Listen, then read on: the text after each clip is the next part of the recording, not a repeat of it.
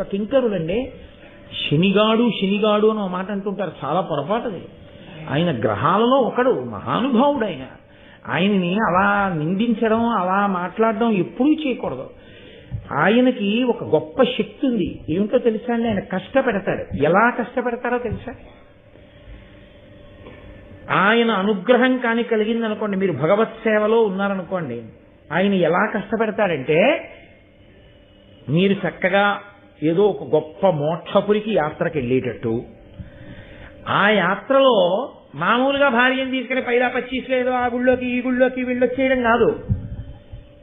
యాత్రకి వెళ్ళినప్పుడే భార్యకి జ్వరం వచ్చి పడుకుంటే, భగవంతుణ్ణి మామూలుగా అయితే ఆవిడ ఎక్కడో ఉంటుంది, ఈయన ఎక్కడో ఉంటాడు, ఈయనకి పొడుగు కాళ్ళు 4 అంగలు వేసుకుని వెళ్ళిపోతుంటాడు, ఆవిడ వెనకాల ఎవరో తీసుకొస్తుంటారు, ఆవిడ వస్తుంటుంది.